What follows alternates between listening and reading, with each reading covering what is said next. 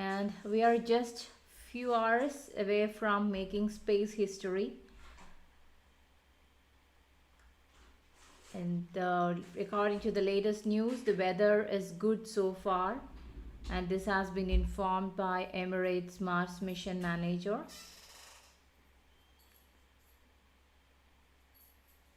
The Mars mission team is all set for launch against a clear night sky.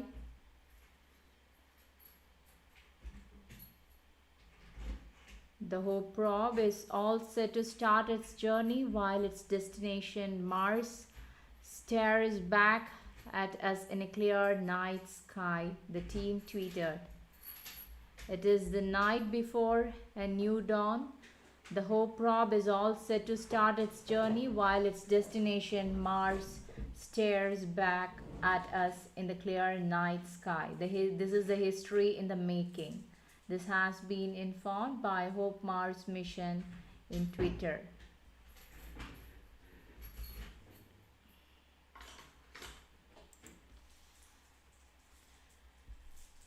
So the live coverage of the countdown and the launch of the Mitsubishi Heavy Industries H-iia rocket from Tanegashima Space Center in Japan. The mission will launch the Emirates Mars mission or Hope spacecraft on the mission to the Red Planet.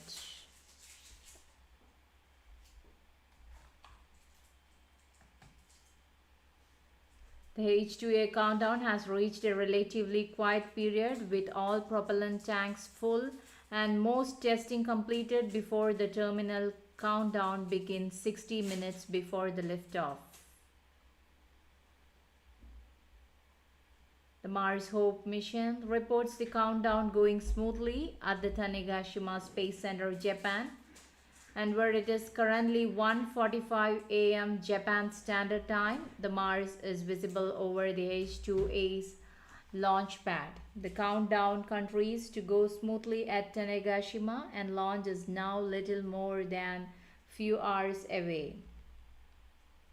The radio frequency checks between the rocket communication systems and tracking radars at Tanegashima are now complete. These tests confirm that the ground stations can receive signals from the rocket during the launch. Both the stages of h-iia rocket are now fully loaded with liquid hydrogen and liquid oxygen propellants. And the safety officials also have established the roadblocks 3,000 meters from launch pad number 1 of Yoshinobu Launch Complex.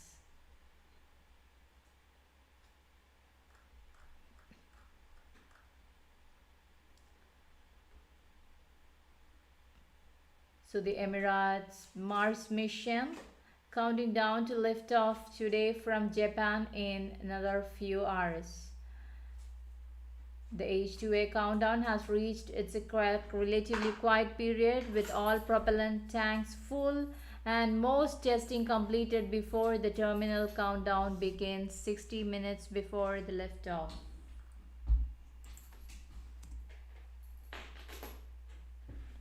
So the mission will launch the Emirates Mars mission or Hope spacecraft to the Red Planet in few minutes.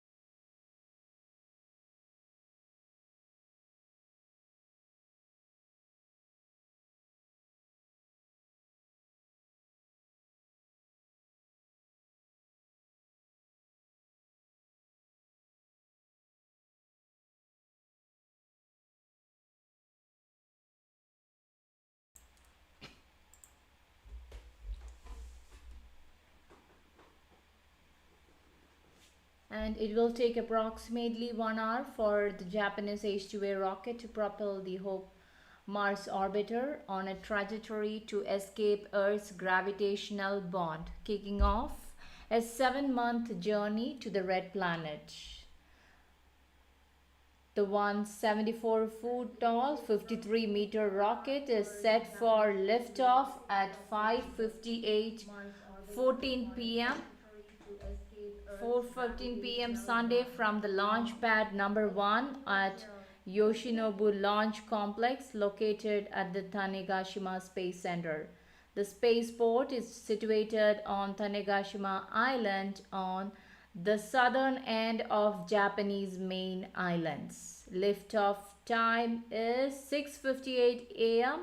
Japan Standard Time on Monday. The launch will mark the 42nd flight of an H-2A rocket since 2001, and this is the Japan's third space launch of 2020. This will also be the first H-2A launch to carry a mission to Mars and the fourth H-2A rocket mission with a probe heading to another world, following the flights that deployed spacecraft destined for Moon, Venus, and an asteroid.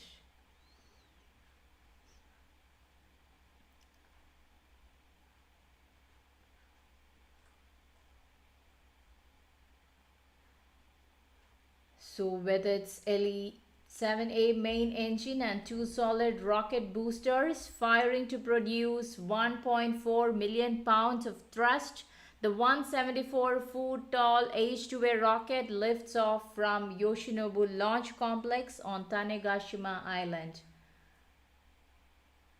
Few moments later, the rocket will complete a pitch program to head east from the launch site.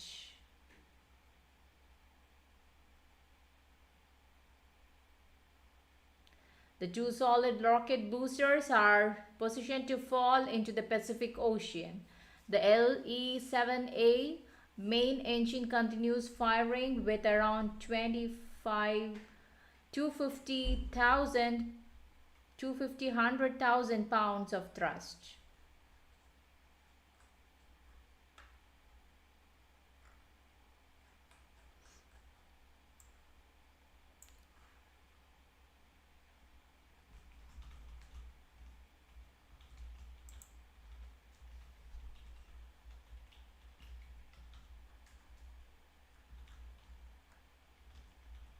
So this will take approximately an hour for the Japanese H-2A rocket to propel the Hope Mars orbiter on a trajectory space Earth's gravitational bond, kicking off a 7-month journey to the red planet Mars.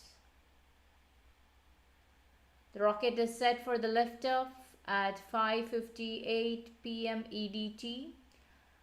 Sunday from launch pad number 1 at the Yoshinobu Launch Complex located at Tanegashima Space Center. The spaceport is situated on Tanegashima Island on the southern end of Japanese main islands.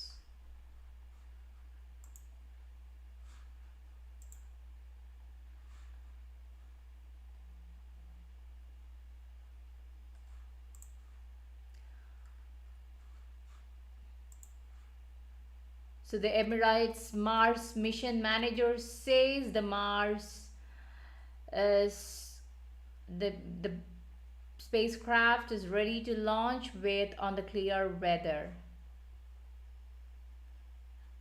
With just a few more hours to go to the Hope probe launch, Mars mission control room in Dubai's excitement and anticipation. The launch is at 1:58 a.m. would mark the Arabs' world's first interplanetary space mission.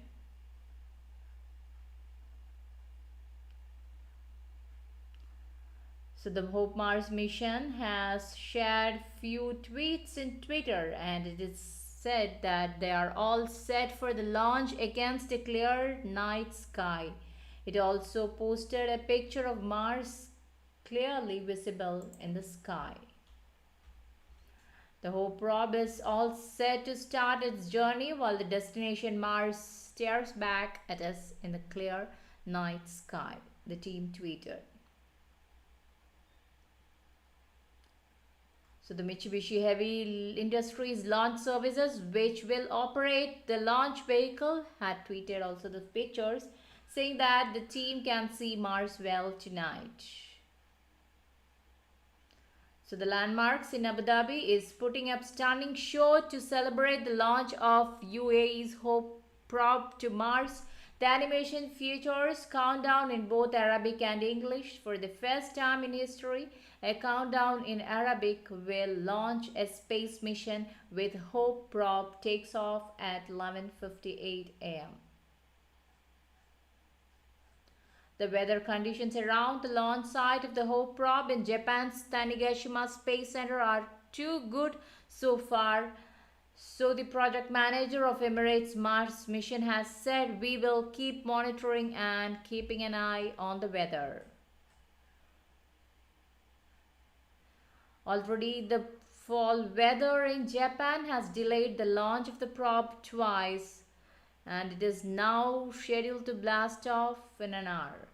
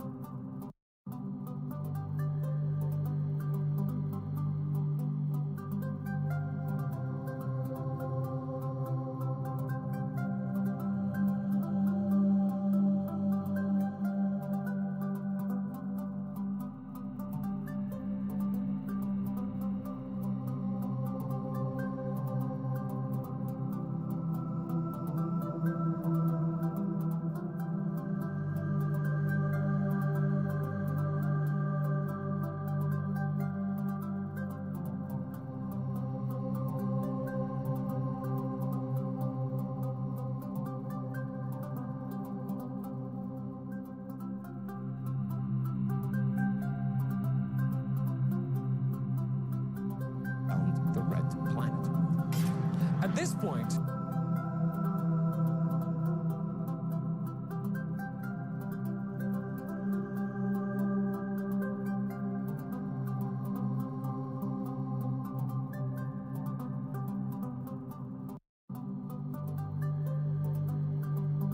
investigate the relationship between lower and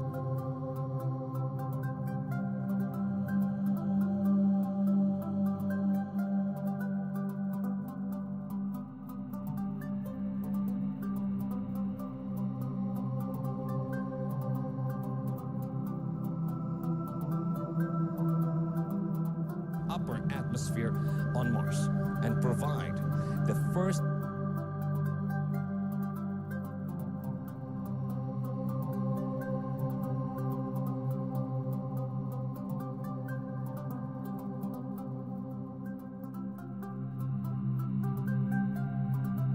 We're used to anticipating danger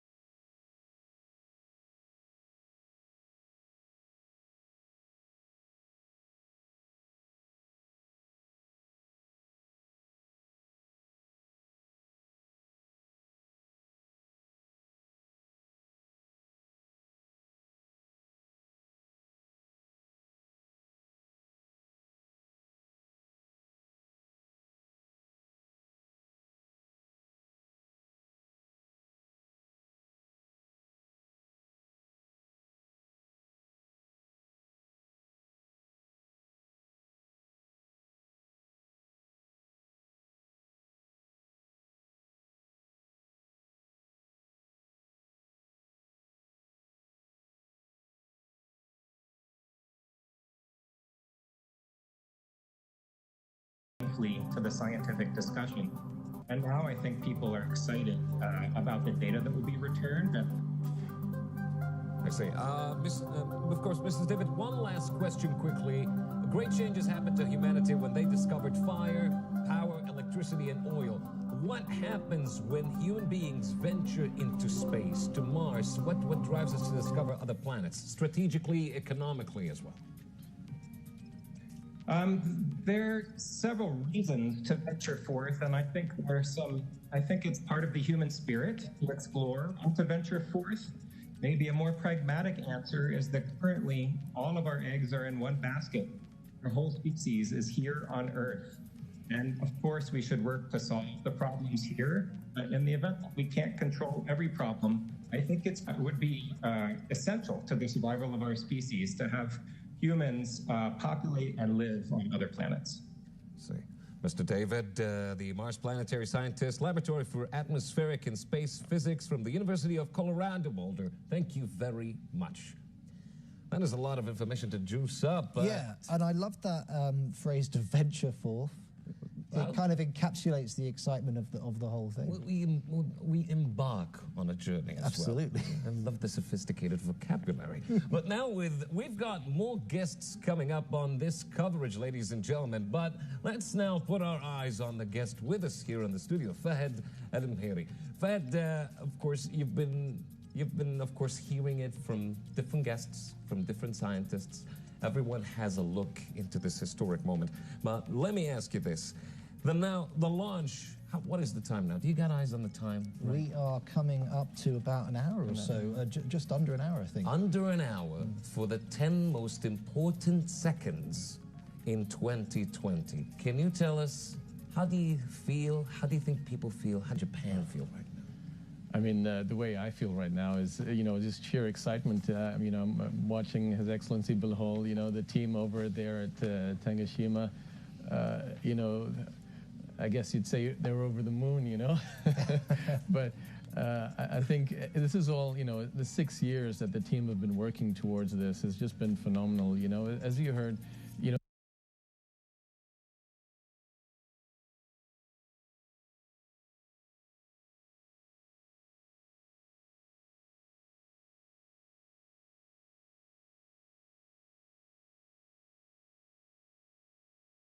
the UAE go out and decide to buy a satellite. Really wanted to make sure this is something where the UAE nationals learn from. We're not just buying something off the shelf. And so the millions of hours that are put into that is just, all coming to this point right now where, information is going to be coming out. And as mentioned, this information is not just arbitrary. This is really information being looked and sought out for in the space community today. I think the teams that were over in Japan, they've been there, as I mentioned, since April. I'm sure they miss their families, but these guys are heroes to us. They're group of 17 been there since April, haven't seen their families, haven't seen their kids, and they've just dedicated their whole time now to making sure the success is there. With the delays that have happened with weather, that's part of the natural launch campaign. All of these things, the engineers look through this, they anticipate these things. We have a window, calculations are pre-calculated on a daily basis, anticipating a disturbance due to the weather or a delay due to that. So from my side, being here at the studio, it's a little different. You don't have the air of the whole team around you, but I know at the UAE Space Agency we have a team over there. They have a gathering put together, and I'm sure they're all celebrating right now as well. And yeah, and the whole team's over at the MBRSC are doing the same. Just you mentioned the delay. For us, we were sort of ready to gearing up to go on air. We're very excited about it and gearing up again. We totally understand the situation means that you have to have that delay. I'm thinking the team over there slightly more cooler, a bit more ready, and actually maybe potentially expecting the delay to have taken place. Yes, honestly, it was quite funny. It was probably around the 10th. it was actually just the weekend before that I was asked to join the EMM media committee. So, you know, I was mostly working with the project director, Amran Sharaf, you know, every other day or so I communicate with him, make sure things are going fine, you know, and reporting up. And so, you know, we were pretty much done and ready, and I was asked then to join the media team. And yeah, I could sense the excitement, you know, and the positivity and the whole push on that aspect. I was watching the weather all the time and thinking, guys, we need to make sure we're planning as well that, you know, there could be a delay coming up here, you know. And so, you know, like you said, the engineers, it was expected, you know. Yeah, these things happen, you know. As His Excellency Bilhol mentioned, SpaceX, it was like 10 minutes before a launch, they decided to pull out just because of weather reasons. But luckily, you know, we, MHI, you know, they're the ones who are responsible for this launch. So they're the ones who are overseeing this launch, and they're the ones responsible to get, you know, successful to the right track and right line into Mars. So they're taking that risk, and so for them, it's a huge responsibility, and we need to respect those decisions. You know, we can't know where, you know, we said it was going to be the 15th, so it's going to be the 15th. No, there's way too many variables when it comes to launching anything into space. I mean, you know, the Earth is like a magnet. If gravity was probably 5–10% stronger than it is, we still wouldn't have the technology to leave Earth today. Wow. I mean, you know, if you actually look at the launch vehicles out there today, around 85 to 91% is fuel. Think about that. That's the weight. That is the weight of the fuel. So you're looking at 91% of the launch vehicle is fuel. And that means 9% is metal, structure, tanks, engines, people, maybe, everything else. So imagine a little bit stronger. We still wouldn't have the technology to get out and get into low Earth orbit or even have satellites around us today. Absolutely. You know, Fed, 10 years ago, if someone would have come and told me, you know, in 10 years, we're going to be going to Mars, I'd actually stop the guy and tell him, what are you talking about? But, I mean, now with the information that you're telling me, I mean, think of this. Mars's gravitational pull, if you compare it to Earth, it is 38% weaker. Yeah, it's about a third. Which means if for one of the projects that are one of the missions that are there actually on the ground of Mars is a rover called Curiosity. Do you think that the rover's rotation requires the mathematics of its own in terms of acceleration? Otherwise, it could flung itself on the planet? Rhetorically. Oh, no. You know, I wouldn't go that far. You know, you do, it's a third of the gravity of Earth, but you see, they actually use, you know, landing because the problem is you can't use parachutes, really. You know, they're not really that effective because the atmosphere is also just a sixth, I believe, of what we have here on Earth. So parachutes aren't really effective. So they do use boosters, and, you know, you've seen, I'm sure, things before where they have like bubbles wrapped around in this thing, and it sort of bounces around and comes to. So, you know, that works because it kind of floats almost, you know, into the planet. So it is very different. You know, I read somewhere once that a mission to Mars would probably, I think they said, just to get 400 kilometers away from Earth probably uses up 80% of the fuel. Yeah. So just to get 400 kilometers off the surface of the planet Earth. Wow. You know, so less is needed because of the gravity. And, you know, then the rest is basically gravity will basically pull you back as well once you get the track and you get moving back here. Absolutely fascinating. Fahad, stay with us. Please don't go anywhere, I promise. We're going to head over to Faraz Javid. He's over at the Mohammed bin Rashid Space Center. Let's find out what's going on over there. Faraz, can you hear me? Ray and Yusuf, the excitement is building up over here, and I gotta say it's electric, and why not? Because interplanetary mission, which is all set to take off from the Tanegashima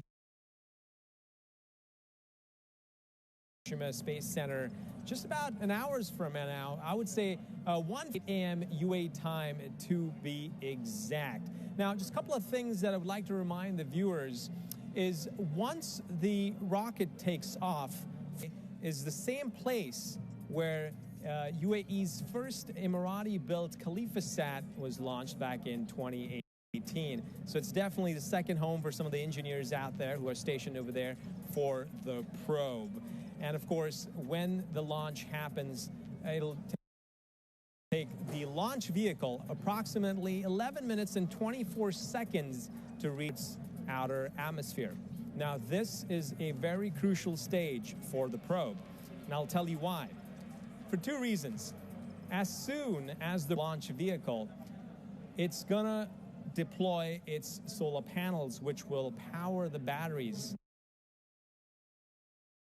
that will help the probe make the 500 million kilometers journey. Second is establishing the connection over here with the ground team. That is super crucial because this is exactly what is going to allow the ground team over here in Dubai to control the probe. Now, the first connection will be established with a ground station in Madrid. Then they will pass that connection over here at the Mohammed bin Rashid Space Center in Dubai. This is where the mission actually begins. Now, for 24 hours, 7 days a week, for the next 30 days, the team over here, and obviously checking the trajectory, fixing the telemetry that's coming in. Based on that, they will be making all the trajectory corrections and everything.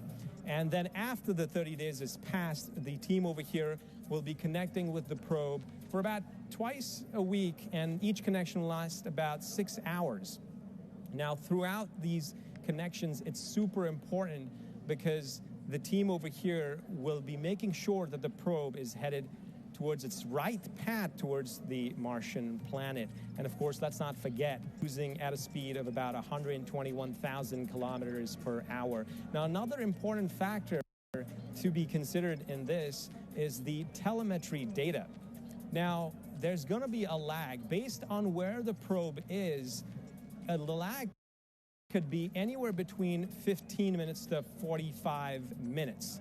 And based on that, which basically means that by the time the probe actually sends over here, it could take that long, and vice versa. So they have built the probe with a fail-safe device. So if it does not receive the right instructions on time, it will hover around at a fail-safe position. And of course, I've got lots more facts to share with you guys throughout the evening, or the early morning rather, throughout this live broadcast. But for now, I'm gonna send it back to you guys, Ray and Yusuf, at the studio. Thank you so much, Faraz. One thing I just wanted to bring up before we go any further is we're talking about a lot of historical firsts this evening. The first Arab interplanetary mission, our first mission to Mars, of course, but we're going to hear the very first countdown to launch in Arabic, and that in itself is going to be an amazing moment.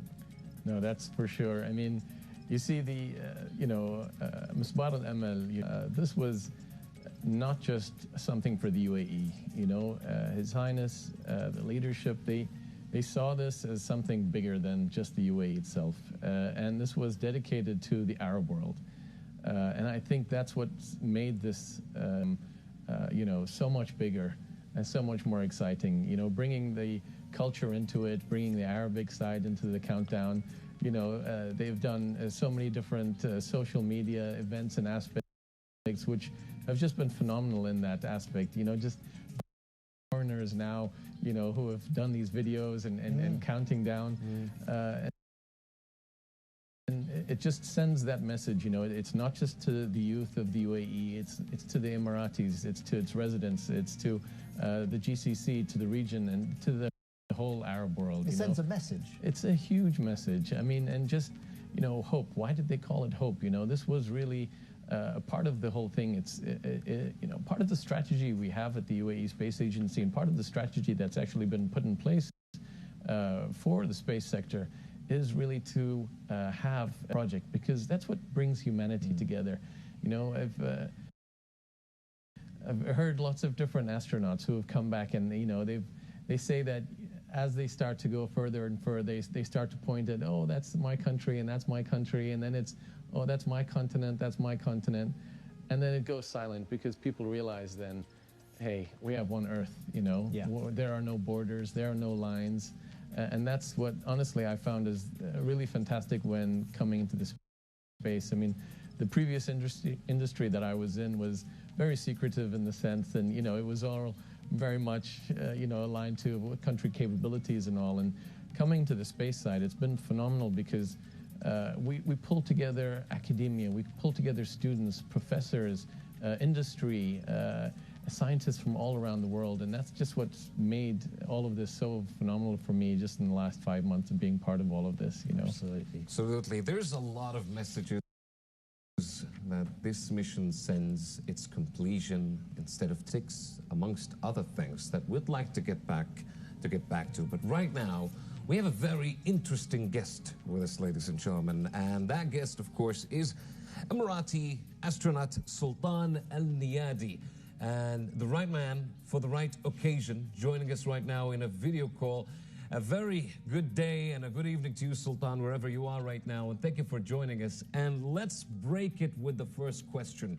Last year in Kazakhstan, it was a huge moment when Hazal Mansouri, your colleague, your brother, became the UAE's first astronaut and went to the International Space Station.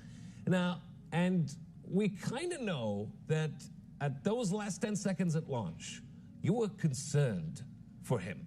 How are you feeling now towards a mission that is unmanned, but it carries the hopes and dreams of 7 Emirates and the entire Arab nation? Well, first of all, good morning, and thank you for having me. So I think in terms of personal feelings, I think it's different. Last time it was a manned mission, so it was a human being on top of the rocket. Now we're talking about a satellite. In terms of the excitement, I think it's kind of similar. It's something new for the whole nation, for the whole region, and we are excited for it. And it will be quite an interesting journey because it will last for 7 months. So I think it's going to be a really exciting 7 months ahead. Yeah, it's actually going to be a journey for us, as well as the probe that gets sent back home to Earth. How important do you see this mission being for the UAE space program, but also for the Arab world as a whole? Well, it's called Hope Probe. The name was an indication at the time when the Arab world faced hardships and difficulties. So it's a strong message. Obviously, it's a big milestone for the UAE, and it's a matter of capabilities, developing the technology, and enabling engineers, scientists, and building a platform for this nation and the Arab region. So part of reaching this historic moment has been the UAE's young people. How, how can that add up to the UAE's youth, and how can they enrich this program and this mission in the future? As you may know, that the average age of the engineers in the MBRC are 27, or is 27, and to have these projects inspiring them and build some sort of enthusiasm to look beyond normal. So I think in the future we'll have more exciting projects.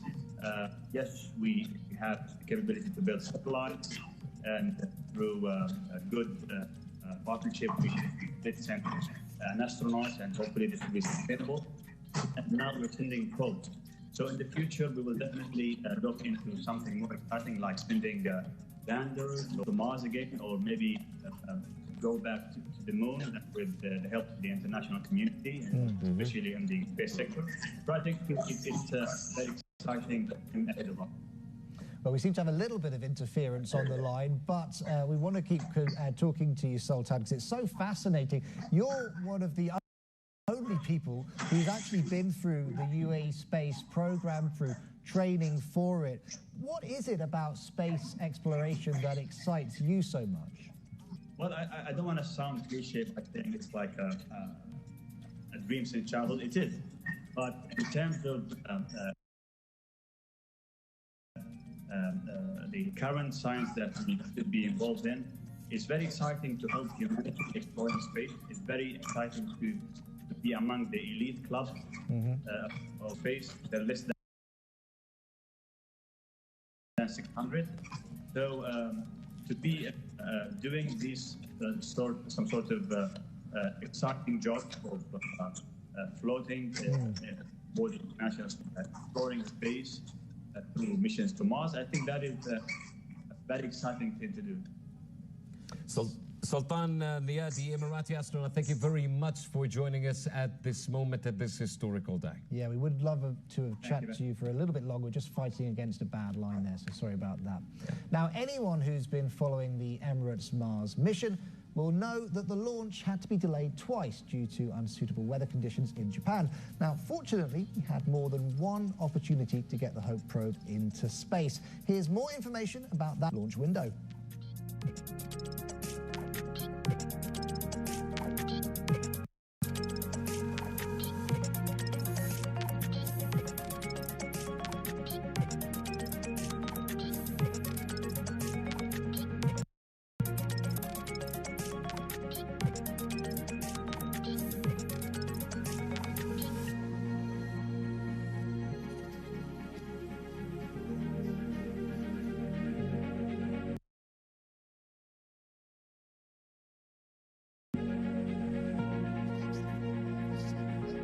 In order to reach Mars, the Hope probe must leave the Earth during the launch window, which this year started on July 15th and finishes on August 3rd. After its launch, the Hope probe will travel in an elliptical orbit around the Sun at a constant measured speed.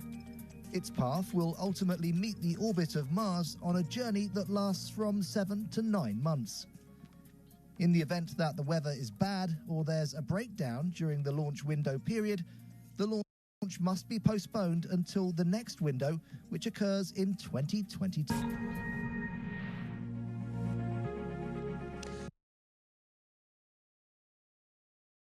Well, welcome back, and that was a lot of information, and yet there is more. There is more to this than meets the eye. We're back with Fahad Al-Mhari. Fahad, we've heard a lot of information, and what catches the eye, I have to say, is the fact that this project was estimated and it required 10 years to be finished, but it finished at 6. Yet, it is really insured. And we're not talking any regular insurance policy here. We're talking about a fault-safe insurance policy in case a communication happened. We know that there is a communication delay between 13 and 26 minutes when it comes to communication. So, and quantity were both maintained in this project in nearly 6 years. How do you... Well, you know, again, I've only been part of this project since about February 14th when I joined the agency. And, you know, I'd heard a lot about the project, you know, every time I passed the Mohammed bin Rashid Space Center, you know, you see it there. My kids had always asked about it. And, you know, once I joined the UAE Space Agency and, you know, realized like, okay, well, we're going to be part of this project now. So it's, you know, it's exciting. I mean, the teams have been coming back and forth from the US. You know, the achievement of actually getting that done within the 6 years is phenomenal. I mean, it's just look at where we are as the UAE, you know, as the space sector. We only started this, you know, h-iia, I guess. I mean, really started, I would say, with, you know, our great father, Sheikh, it was Sheikh Rashid and Sheikh, sorry, Sheikh Zayed Nahyan. Yes. He was the one who really had that dream, and you know, he called in, and the team from the Apollo mission 17 actually came to the UAE. I believe it was in 1976. Yes. So even at that time, you know, there was always the questions: why Mars, go to space? What's the big deal about that? And you know, from that time, the seed was planted, and you know, we started off with a company called h-iia. That was the first, you know, satellite communications company that came up. And then you had Yasat that came through after that. Then you had the establishment of the Emirates Advanced Institute for Science Technologies came up. And that was then taken in when Mohammed bin Rashid Space Center was set up in 2006, I believe. Yes. You know, the UAE Space Agency it started in 2014, so 3 days ago we celebrated our 6th anniversary. Wow. And you know, to think that, okay, 6 years after that, where there wasn't really this international collaboration like we have today, you know. It was companies doing their own thing in isolation. Space policy, there was no space strategy, there was no space law. And you know, that Hazza al-Mansouri and, you know, that they went to the International Space Station last year, you know. Yeah. All of this has been put together as part of the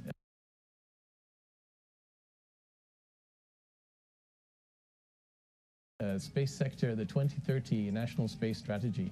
So all of the things that you're seeing today is part of that strategy, you know, and the space law that has come up as well. So all of the document, and it's a document that the team have spent years on, you know, starting off with the policy, the strategy, and now we have the UAE space law that was actually just launched in December last year.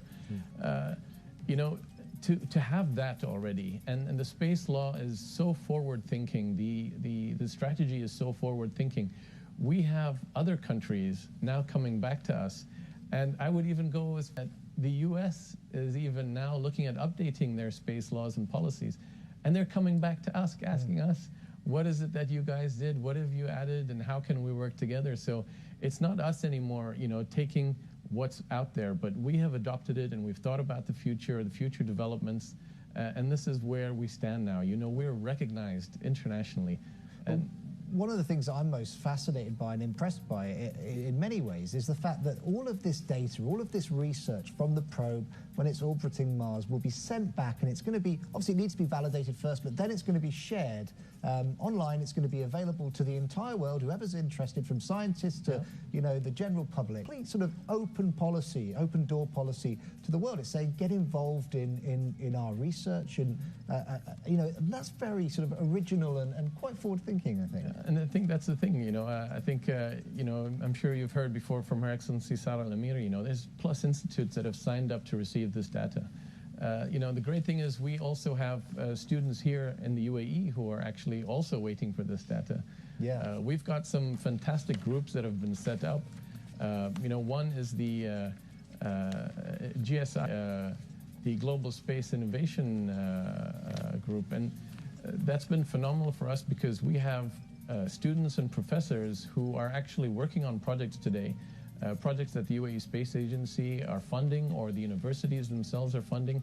We have about 33 projects ongoing right now to do with space, you know, from CubeSats, certain services, R&D, you know, specializing in all sorts of different things. And it's been phenomenal, honestly. It used to be a road show, sort of the team would get together once every quarter, but it's been happening on the situation of the COVID and, you know, webinars and all the virtual meetings. It's been fantastic. You know, we've been holding meetings now with 100+ people involved, and they've been presenting their projects, talking about really what's next, what the next R&D things are. And it's really great because all that information is not kept to, you know, that project or that person. It's shared with the whole community, and anyone can come in. Anyone's welcome to join that. So it's been great. Another fantastic group that we have is the Global Space Accelerator Program that's been put together, and that has also been something great. You know, the last webinar we did, we had over 500 people joining us, over 100 questions asked and answered. You know, it's. I make sure I'm a part of these because I get so inspired by the questions and by the community and by everybody being involved in this, you know. And that really just drives everybody forward, you know, with everything that we have. We're going to get back to that, and we'll have more for you ahead. It's going to be a long, beautiful night, of course. And we're going to go with Professor Bruce Jakosky. He has been involved in more than half lunar and solar missions over the decades, starting with the Viking Mars landers of the 1970s, and is the principal investigator for the Maven orbiter, which is currently gathering data from the Red Planet. He joins us live from Colorado. Being with us. Hi, my pleasure to be here. Thank you very much. Now, Professor, the UAE and the University of Colorado work together to make the Emirates Mars mission happen. How are you feeling with the launch less than...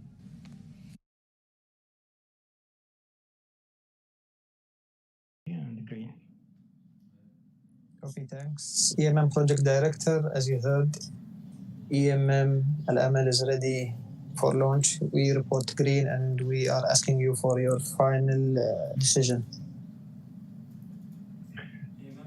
EMM is go for launch. Copy, thanks. We'll report to MHI and inform you later. Thanks.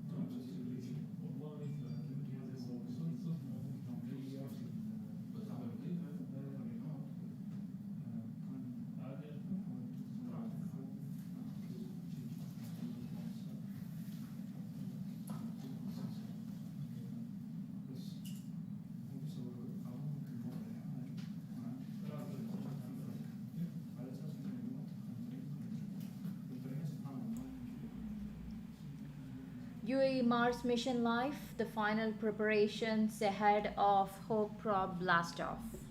The final go signal was given an hour before the 1:58 a.m. UAE time takeoff from Japan's Tanegashima Space Center.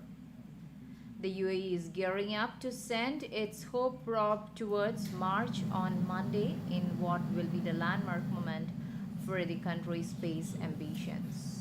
The team is at the launch site on Japan's Tanegashima Island, and at Mission Control in Dubai are making the final preparations. So before 1 a.m., the officials gave the go signal for the 53-meter Mitsubishi-made H-iia to prepare to launch in near-perfect weather conditions. The rocket carrying the Hope probe is scheduled to take off on Monday at 1:58 a.m. UAE time.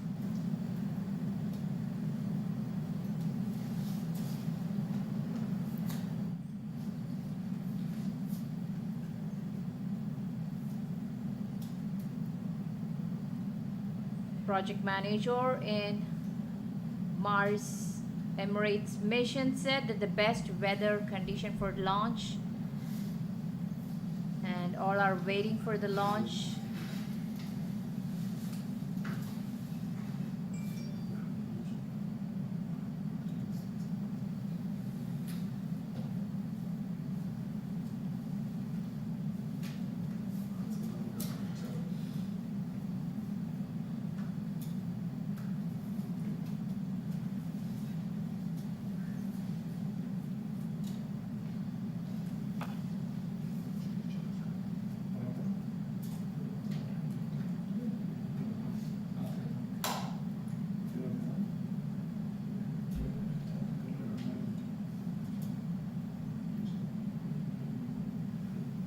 final go signal was given an hour before 1:58 a.m. takeoff from Japan's Tanegashima Space Center.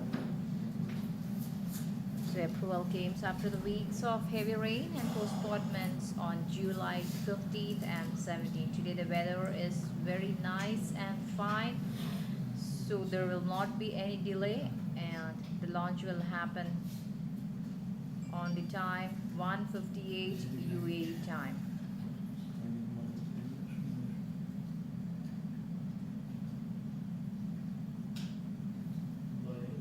And also the final go no decision is given 10 minutes before the blast off.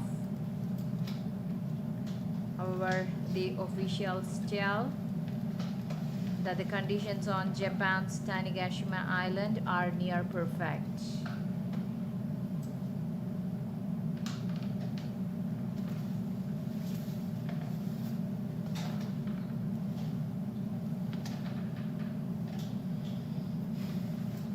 So now the UAE time is 1:38 a.m.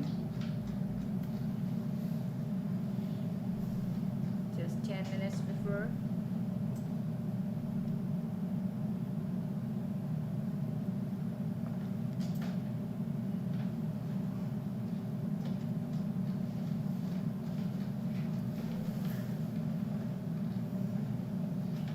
Mission which took 6 years to develop. It's around 53-meter tall H-iia rocket. So we are waiting for the launch in the morning light.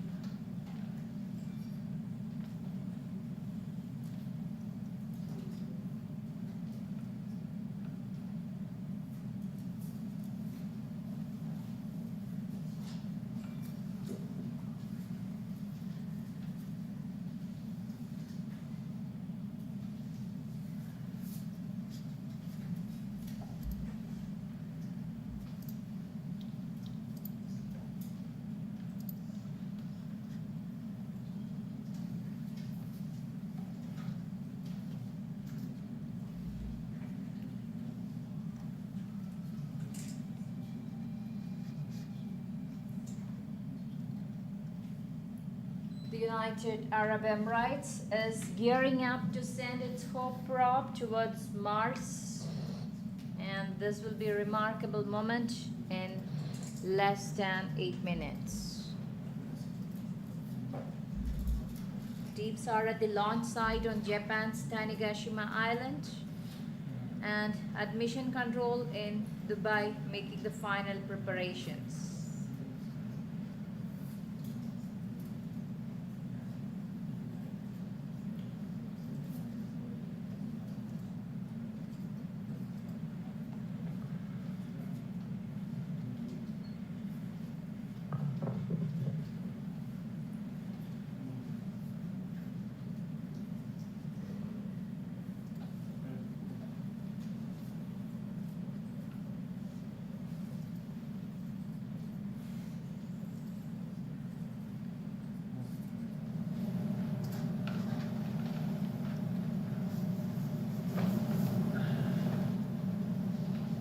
The Japanese rocket carrying UAE Mars probe is ready for the launch. The Japanese h-iia rocket carrying a United Arab Emirates Mars spacecraft has been placed on the launch pad and is scheduled to lift off in few minutes.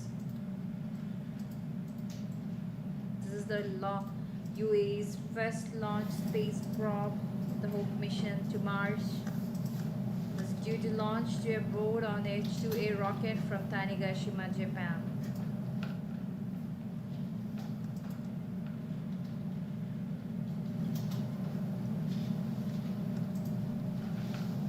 Hope is expected to reach Mars in February 2021, the year the UAE celebrates the 50 years since its formation. The successful Hope mission would be a major step for the country's economy, which is seeking a future in space.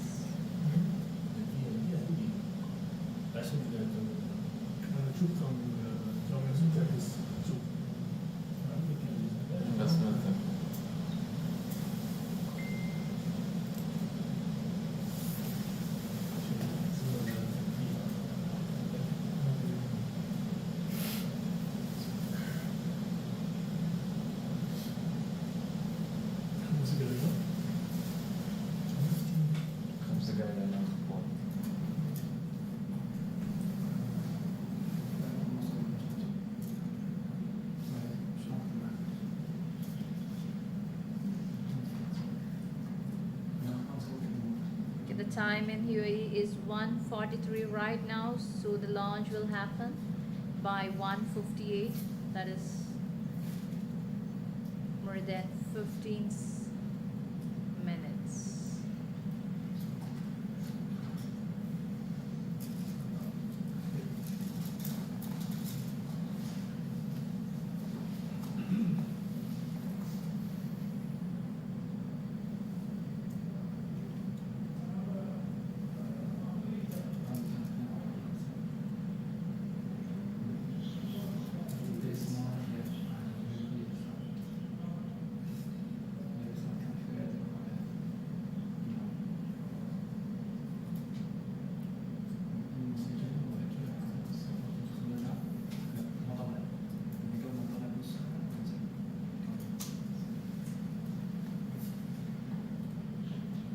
So this historic probe mission here begins. The Gulf will bear the witness to this historic space mission.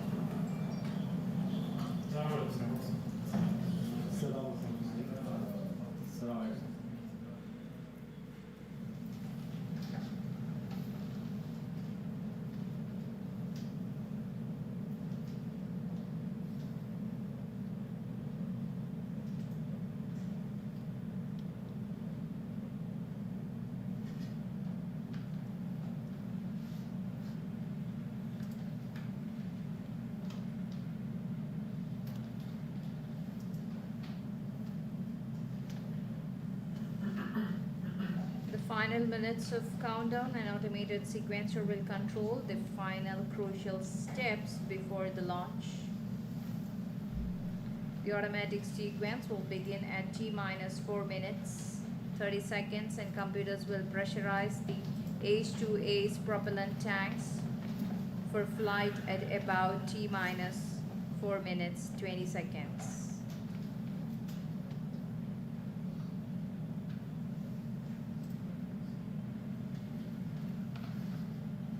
The launcher will transition to internal battery power and remove the external power at about T-minus 3 minutes. Water will be released onto the launch pad deck beginning at T-minus 73 seconds to help suppress sounds and acoustics during the ignition and liftoff.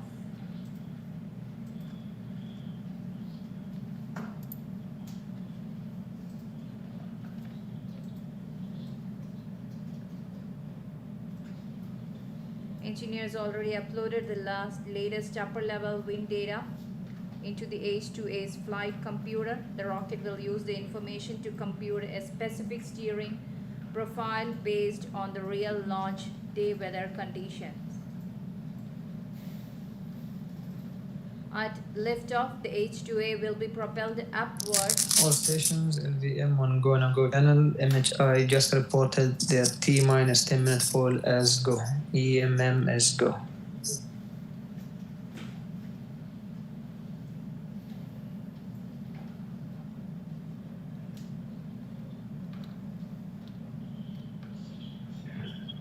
قائد المهمة إلى جميع البار جاهز للإطلاق.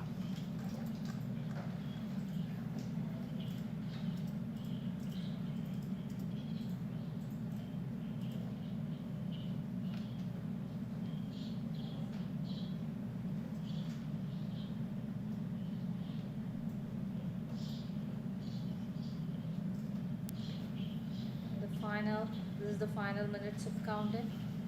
Countdown, the automator sequencer will control the final crucial steps before the launch.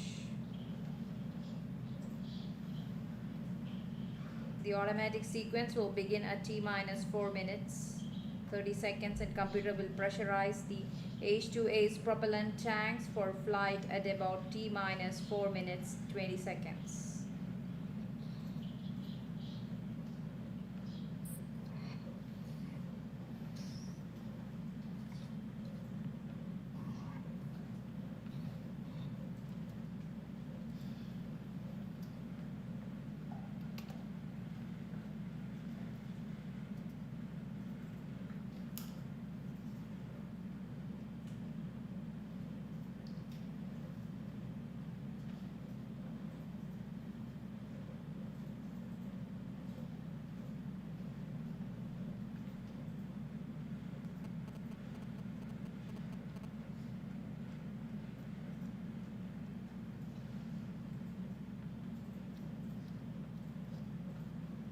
At about T minus 3 minutes, the launcher will transition to internal battery power and remove the external power.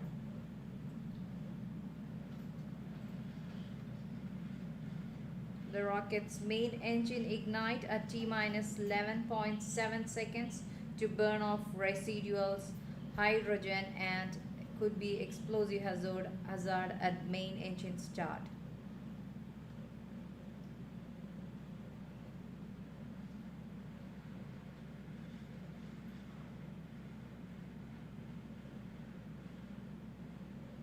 So right now the UAE time is 1:49 a.m.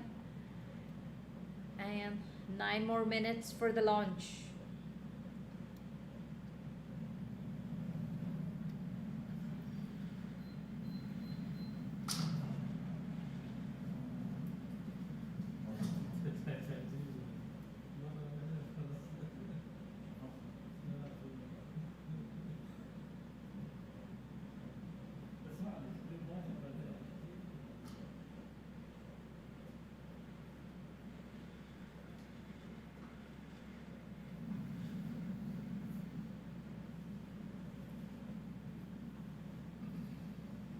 So this is the live coverage of the countdown and the launch of the Heavy Industries H-2A rocket from Tanegashima Space Center in Japan.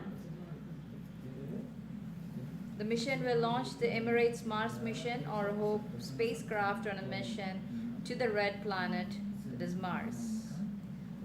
So T minus 10 minutes, the weather at Tanegashima is favorable for the launch today.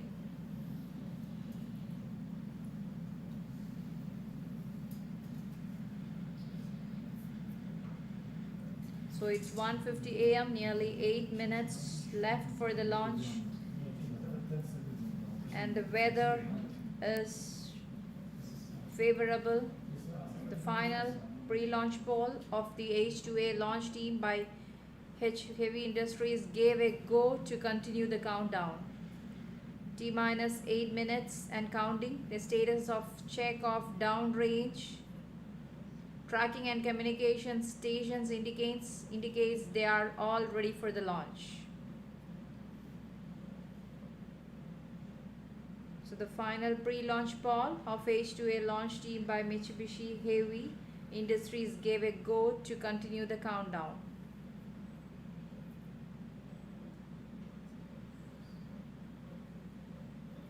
So T minus 8 minutes and counting. A status check of downrange tracking and communication stations indicates they are all ready for the launch.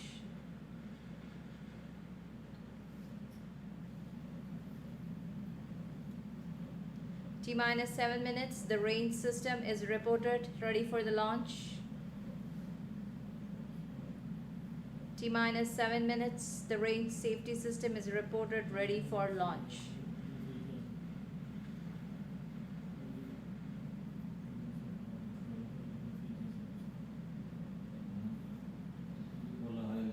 This is a view of H-2A rocket on the launch pad.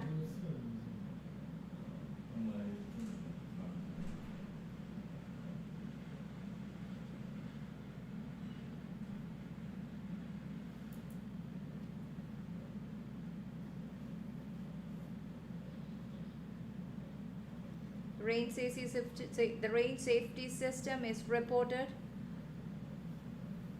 ready for the launch.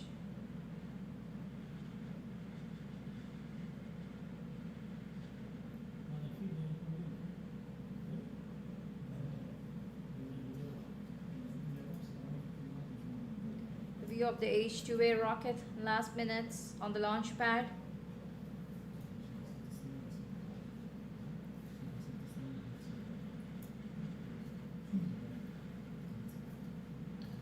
LVM, AIT on go, no go. LVM. Both ESC power supplies have been disabled. Copy. Thank you.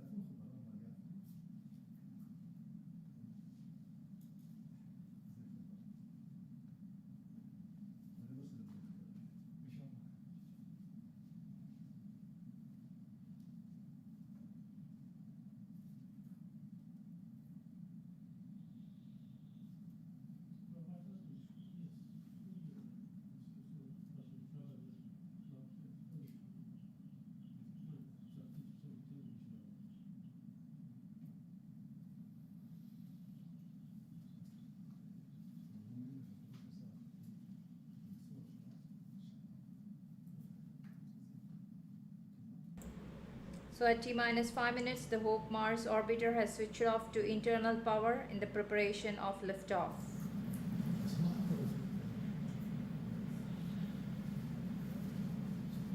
The Hope Mars orbiter has switched off to internal power in preparation for the liftoff.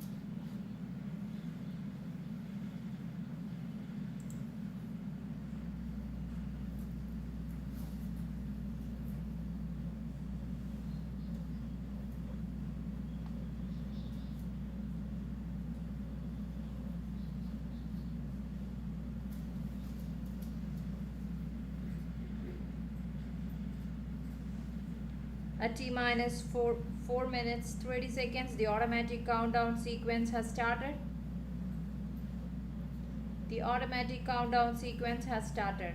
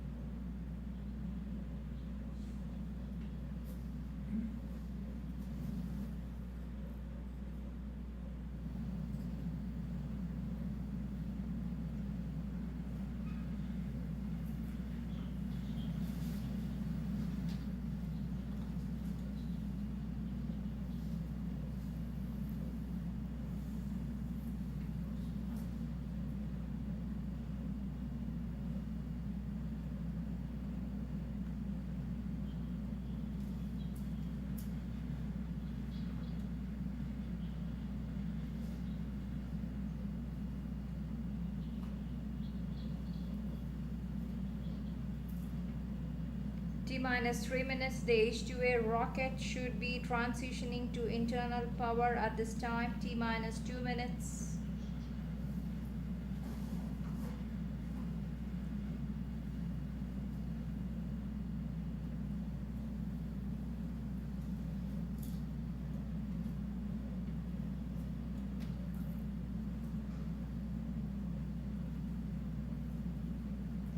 T-minus 90 من seconds. قاد The المهمة first and إلى جميع second الإسراع. stage بدء العد propellant التنازلي في systems أقل من have been دقيقة. readied for launch.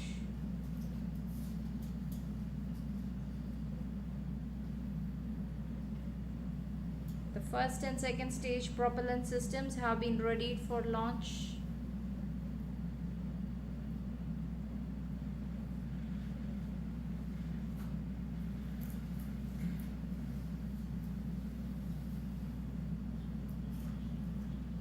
Seconds, T-minus 60 seconds counting. بسم الله ولا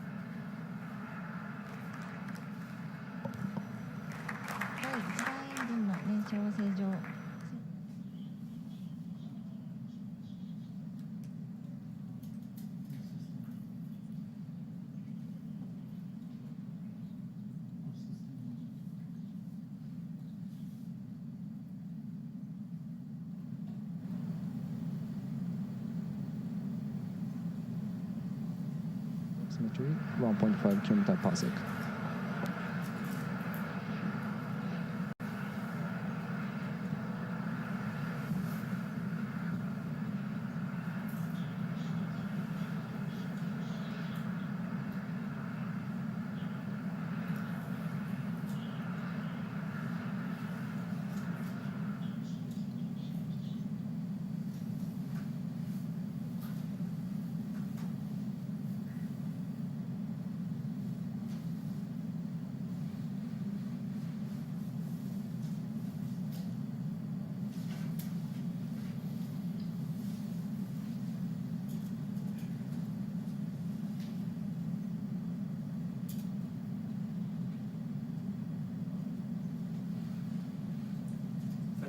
فتح الكبسول.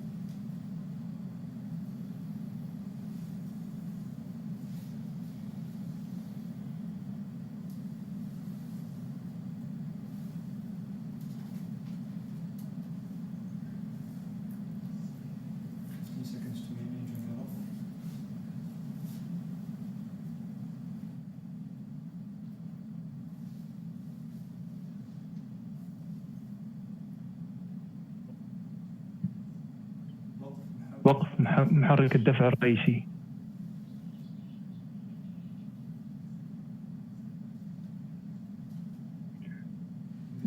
انفصال المرحلة الأولى.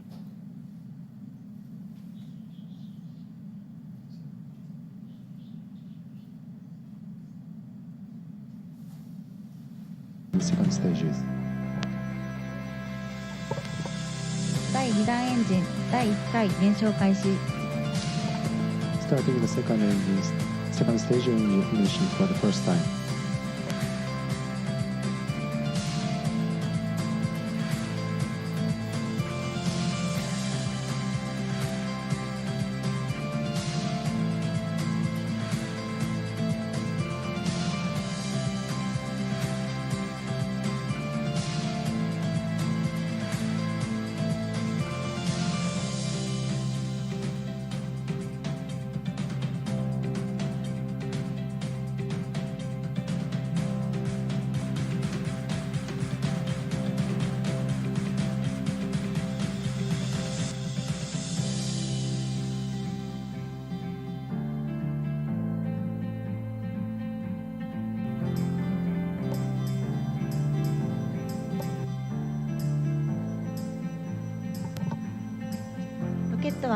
The rocket, we've been looking at, how like Virgin Galactic and Virgin Orbit are doing it, and, possibilities to do something similar to that. It's a lot more efficient, it's a lot cheaper. Opportunities like that are possible here in the UAE. Absolutely, and it's been an amazing partnership, actually, obviously, traveling with the Hope probe over to Japan for the... One day we could actually have our own launch site here in the UAE and maybe, who knows, launch other people's probes into space for them. Is this like a... I mean, you came to work for the UAE Space Agency about 5 months ago, I think you said. I mean, what was the thing that really excited working for the Space Agency? Is that sort of bigger picture? Yeah, it really is. I mean, I'm coming from the defense industry. I've been in that for the last 4 years. It's very quiet. And coming into space, it's so open and so transparent, and that's what's been so fantastic about it, that you can talk to students, you can talk to the public, you can talk to the world. It's all for humankind. Everything that's happening, you think about it, space today, a lot of people take it for granted. It's like water in your tap. If you don't have satellites in space, you don't have GPS. And if you don't have GPS, you're in trouble in so many different ways. You can't even order your pizza nowadays without that. You can't find your way here to the studio and be with us on the show. Luckily you did. Luckily you did. Something comes to mind too, and what is that? Ray, I've lost what was on. No problem. It's a fascinating conversation that we're having with you at the moment, Farhan. And I think, in a way, we're all a little bit dumbstruck because we've just seen one of the most amazing spectacles that we've ever seen. And you were saying about the inclusiveness of space and how much more open it is, understandably, than the military sector. But it is that thing. It's that openness. It's like the greatest show on Earth in a way. Something like that. The rocket taking off, the possibilities of what it will encounter as it travels through space, and obviously the data that it's going to be sending back to Earth. There's something for everybody. It's like the show that sort of exists for everybody on that level. I mean, Mr. Brian there regarding Maven, that's I would say the Hope probe is almost an upgrade to that. It's a continuum of that. It's one of the things with Maven was that it does some of the things that the Hope probe is looking at, but the biggest problem is it's in a polar orbit, so it's always visiting the same places again. Yeah. And that the issues came in. It was like, well, we won't get a full picture. It's like having a weather station on Earth, but I'm only looking at cities on the equator. Now, because of the elliptical orbit that the Hope probe is taking, we are getting a full glimpse, a global glimpse of Mars. And that's really where the big difference comes in. And also looking at not just the lower, but the upper atmosphere as well. That's where, things are different from the Maven project and this one. Well, a lot of action going on in Japan, but obviously so many members of the team as well at the Mohammed bin Rashid Space Center. In a moment, we're going to go and chat to Faraz about what's been happening down there, how they reacted to the launch. I'm excited to stay see tuned that. for that in a moment's time. We're going to get to that, of course, because we'd like to know about more reactions bigger than this studio right here. But here's a question. I remember what I lost just now. A lot of people could go on asking, what is next? after the Hope probe. And what is after the Hope probe has already been launched, and it has a name, the Arab Space Pioneers, if I'm not wrong. It recorded a number of applicants. 37.